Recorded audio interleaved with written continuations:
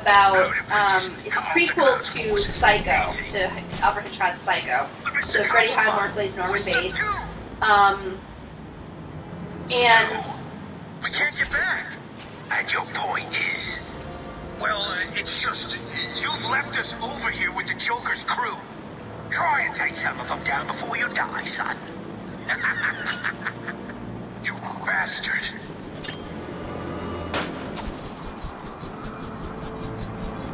We have visual on the explosion. Thermal scans from multiple detonation points. Over. Roger that, AT-3. It appears that Mr. Cobblepot has made his move. Leave them to it. It will be interesting. Then let me do it. How things progress as we approach Protocol 10. Affirmative. AT-3, continue your patrol. Go on, run! Hi! We don't find you. Side mission, side mission, side mission. Where do you stand up? Tiger Command, this is AT-5. I have visual on the church. Are there signs of life? Thermal scans reveal no movement. It's empty. Good. Leave Cash and his pathetic team to die. They will... Have to save my favorite person. Oh. Aaron Cash. If Renee Montoya was in this, then it would be Renee Montoya, but she's not. There? So Bates Motel, the problem is that Hitchcock obviously made Psycho in the 60s.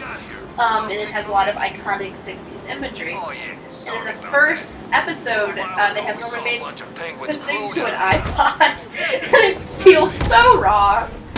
And despite, you know, it's a modern show, it has modern music, it has computers and modern stuff in general. It's not a period piece. What they realized was they need to rely on the technology less because it just feels wrong. And you can totally do modern Gotham, like Batman Eternal, which just finished up and they just released a really great trade paperback of it, is a very modern version of the Batman ethos. And that was the whole point, was that notion that Batman is eternal. He's not a relic of the 1940s. He can, you know, appear in any time, any place.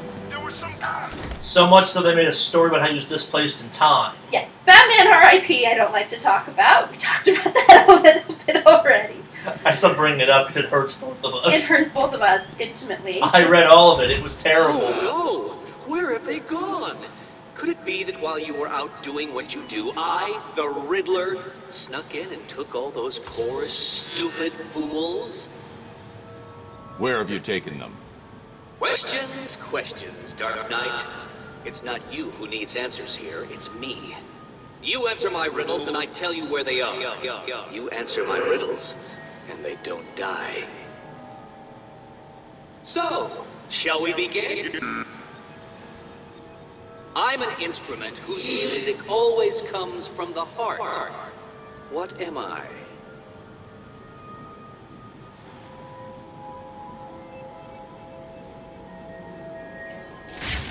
The organ. Where is it? I think it's up top there. I think you are right. It's just up front. Right. That's it, yep. Well done! See, you can do it! Solve enough of my carefully constructed conundrums, and I'll tell you where the rest of my hostages are. The first is in the courtroom. I suggest you hurry. He may have been sentenced already. So to jump back to Gotham, actually, on the topic of the Riddler, the story they're now doing with the Riddler is amazing, because the character they start with, Edward Nygma, is this comfortable, Dark Knight. uncomfortable in his own skin, very nerdy, kind of riddle-obsessed kind of weirdo. And they've introduced the character of the Riddler as his reaction to the first time he murders someone, in the weirdest way possible. It's like the act of murdering someone gave him this split personality that's calm and cool and collective. And the story right now is it's him fighting the Riddler constantly, and it's just like, no, give in to it. Like, and the character's doing an amazing job where the character has so far played up this very nerdy character. And as it turns out, he can really, what's the right word, swab it up when he needs to, which is interesting to see in the context of the show. Like I said, the first season of the show is goddamn garbage compared to everything in the second season. Yeah, I mean, I think that I will defend Edward because I think he is really interesting from a conceptual standpoint, and he allows bats to really be... I know you work for Riddler. Please, don't hurt me. I'll tell you what you want to know. It's been a pleasure. It allows Bruce to show how smart he is, because the whole thing with Riddler is that idea of, like, I need to show you that I'm smarter than you. I'm smarter than you, and it's like, okay. No, and a thing like characters like Amanda Waller, who are again Bruce's intellectually equals, bring up is the fact that aside from being one of the world's best martial artists and Batman, Bruce has a brilliant mind. Yeah, like it's an unrivaled mind for what it does. No, and that's why one of my favorite things about Justice League is, like, the person who knows, you know, everybody's secret identity is always Clark because he's super trustworthy. But everybody assumes that Bruce knows because he's Bruce. Yeah. And if, you know, Bruce is the one who knows how to, you know, take out everybody, he's the one who holds the kryptonite for Clark because he, you know, he has to plan for that.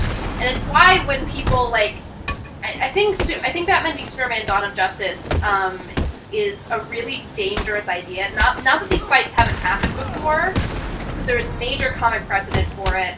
There's renowned and very respected comic precedents for it. But the problem is that when they're not friends, that story doesn't have the resonance necessarily that you want it to. Because the idea with Bruce is that he's more cynical, he's more paranoid. Wait for what? Batman's spot. He's more cynical, he's more paranoid, and he has this approach that Clark would never contemplate of, like, Bruce plays dirty. You know, he doesn't kill, but he plays dirty. He intimidates, he challenges people. He's uninterested in playing fair because he knows that criminals don't play fair. Well, it's one of the things where it's on the basis that Clark Kent is Superman, he's the good guy for all intents and purposes. Batman is the bad guy you need. Exactly. For all intents and purposes, if you actually look at what Batman does between wiretapping, breaking and entering, hacking, he's committed almost as many crimes as most of his supervillain enemies have.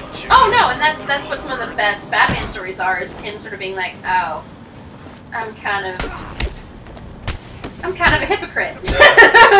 And there's a great, I think it's a Kate Beaton comic, I could be wrong, about Batman realizing that he could do much more good with his money if he just, you know, put it in social programs rather than beating the shit out of people in army tanks. So before we get too far away from the Batman vs Superman topic, I hate to say it, but Superman wins that fight every time. Story-wise, maybe not, but if you just pit the two against each other, Superman wins that fight every time, simply based on the fact that Superman's whole existence is he can't actually beat me. It depends on how much preparation Bruce gets. No, I stand by just based on the fact that you can go with essentially the Super Saiyan approach of how do you kill Superman? No one actually has an answer to that yet. Throw him into the sun, that makes him more powerful. Well, I mean, the problem that we run into is Doomsday, because Doomsday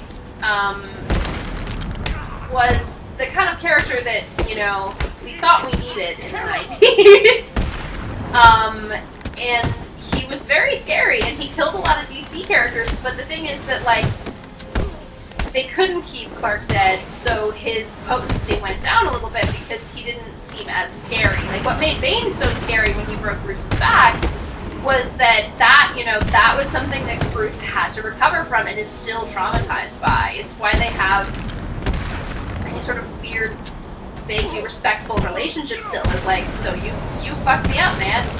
For the time you won, yeah. And that's why, like, when... Oh, hello, random Riddler person. You so green. Wooden Chop thought he ran a tight ship at Arkham, and now the Why didn't I interrogate him? Oh well.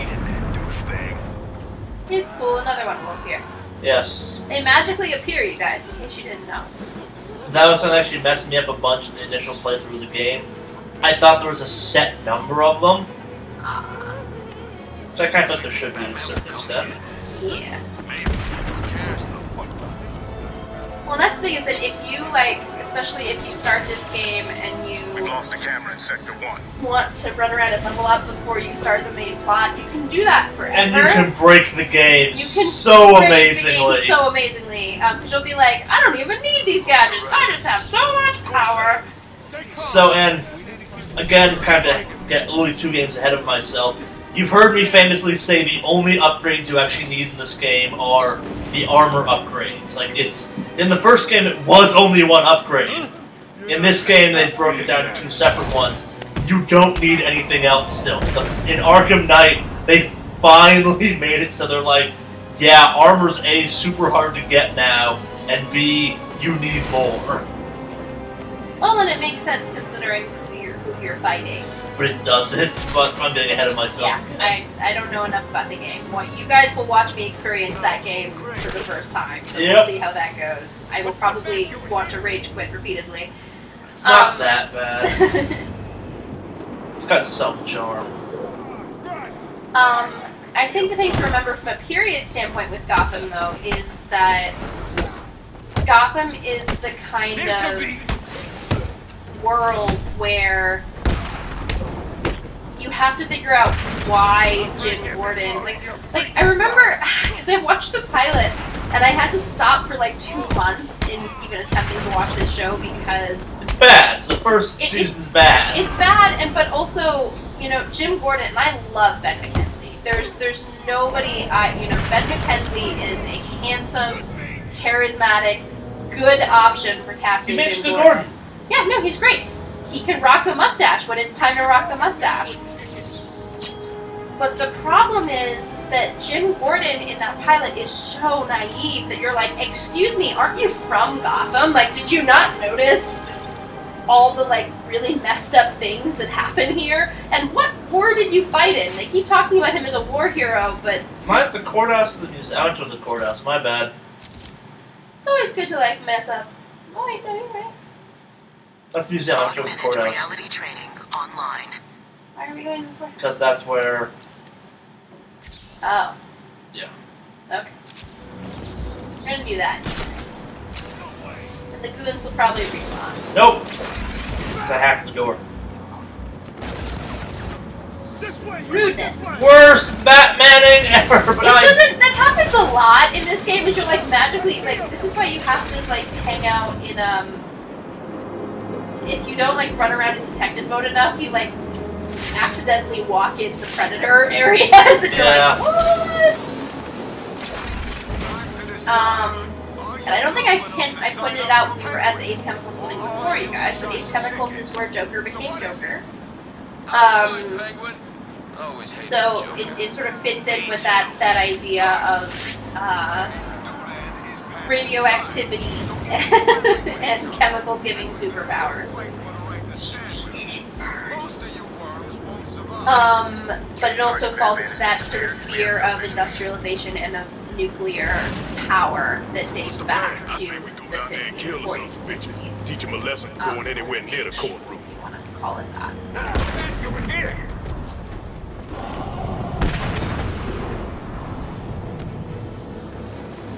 I just admire a man that can kick that high. It's impressive.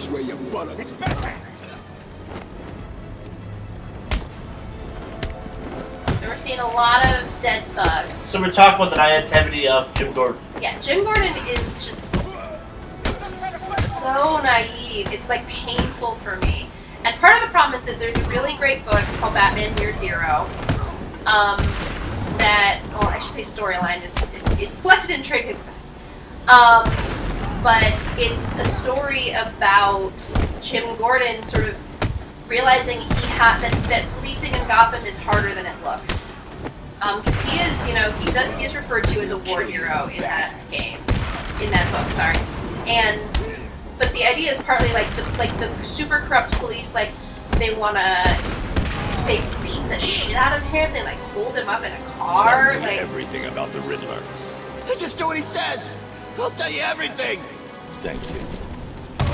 I like the thank you. He's so polite. Such a gentleman. You were saying. The big problem I have is that Jim can be naive, but Jim is not a fool. And I think the problem that Ben McKenzie has in that first season, in some ways, is that Jim makes these choices that he shouldn't be making. Like, it just doesn't feel like being a Gordon. You're inherently Stop Batman badass. from getting. You spoke to Two-Face? Well, if it makes you feel better, he has wisened up a bunch Better. in the second season. But they did that by also making him essentially do a very un-Gordon thing where he does a job for Penguin to get back on the Gotham Police Department. Oh, Like, he gets kicked off. It makes sense in the storyline wise, like, and it's which is more important to you, having never done a bad thing or being a cop in Gotham. It's not a terrible thing. Oh, crap. But Okay, I just help him out. that. Thanks for your help. I don't know how I feel about that, because I think the thing that's always impressive about Gordon to me is that I didn't want to do he it, doesn't but he made me. compromise much. no, and that's the thing. Like, the entire Stuck episode a is knife in his angst leg. over the compromise. I mean, Like, it's all my fault. it's a but 2-second scene at the he was end gonna where he's kill like, me. okay, I did this thing, get me back Where to the is he? police force.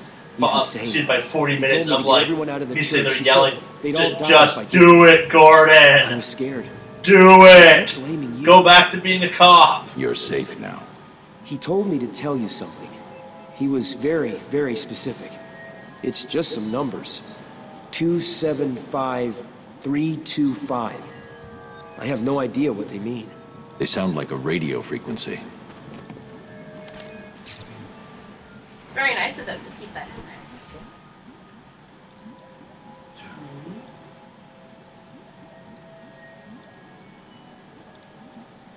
No, I think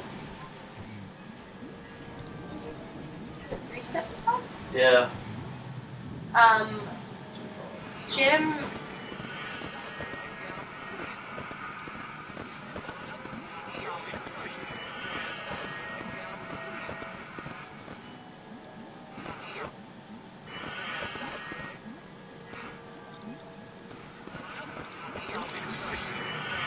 There we go. At last. I suppose I should fulfill my side of the agreement. A riddle for a bet. Can you solve it? Did you figure out what the numbers mean? Yes, it's just one of Riddler's games. He gave you something, right? Yeah, it's just a box. I don't know what it does. I'll figure it out. You should head back to the church. You'll be safer there.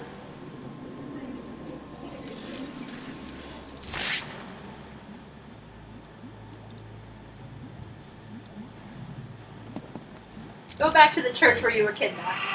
Riddle me this. If you know me, you'll want to share me. But if you share me, I'll be gone. What am Seconds. Secret, my bad. I never did this in my first playthrough of the game. I never even knew this was here. Well done, Dark Knight. You did it. Like a child learning to walk for the first time, I feel I should reward this miracle and give To you be the fair, I location didn't give of a the poor, flying soon-to-be fuck about dead most of the doctor Riddler stuff when I who's play these desperately games, because crying there's out for just help. so much of it. So unfortunately much of it. Yeah, I mean, I think that's the Riddler's problem lives in with Arkham this. City. They keep trying He's to make taken you the guards care from the about church these, hostage. As I recall, but he's been there's so incarcerated much since work he was involved. Oh, and this is gonna sound terrible. In the grand scheme of things, Revenge. Nothing happens. I think my great line, I think in one of the games was like, oh, do these Enigma They lead missions. to map references within Arkham What City. happens if I I'll let don't? you know Oh, like how I 2 get cops die. I'm gonna go back to trying to stop Gotham from getting blown the fuck up. Like, I feel bad that 2 cops might die if I don't do this, but they signed up for this. Little Johnny did not sign up to get poisoned. Yeah. Trapped. There's got to be a way out. But, like, hacking this game trick, if you want to get further in that mission. Just to make Whoa! it a little bit worse. What? Batman seems to be What? in here too. If you want to get further proficient, it's easier to do those riddles than it is to get the trophies, at least early on. Yeah. So, and it's also a fun way to just look at the environment, because often it's, you know, it's really cool. Like, that was a Harvey Dent campaign poster. Well, point them out to me as we go by, too, if you can get them quickly. I'm not gonna go to my way to get them, but if somehow we magically wind up getting through the majority of the Enigma missions without the Riddler trophies, power to it in my book, but... Yeah. You can do it, it just, you have to go through all of them. And yeah. I'm that loser because I want all the Easter eggs. Easter eggs are very important to me.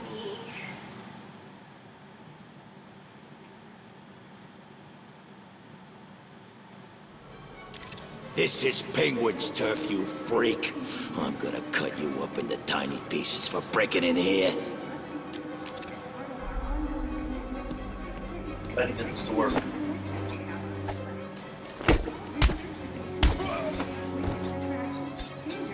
I finally have figured out how to do the blade dodge. It's quite embarrassing. It took me 5 ever. I think I, like, because... This one doesn't have a tutorial room, right? It's got the challenge. Yeah, it kind of does. It's got the challenge maps and stuff. I just remember I used to do the tutorial room in Origins, like, over and over again, trying to get the blade dodge. I could never do. Well, that's also potentially the ongoing issue with Origins. Look at that little penguin! Can you break it? Suppose I probably can. Oh, you can. Yeah. Yeah, you can. I like breaking things. In the same way that I like petting animals in video games, I like breaking things. Throwing chairs, all that fun stuff. I don't think I want you breaking into my little home, Batman. Something's blocking communication back to the Batcave. Penguin must be using military-grade communication disruptors. The only way to crack this security is to destroy them. Alright, this mechanic. Yep. Something Wicked Studios. Hope you enjoyed the video. If you did, make sure you give us a thumbs up down below, you share us with all your friends, and you subscribe to the channel. If you're looking for more videos right now, we've got a whole bunch of ones all over the channel you can get to by the links below. If you hit the random button, I promise to send you to a good one. You know you want to. Press it. Press it.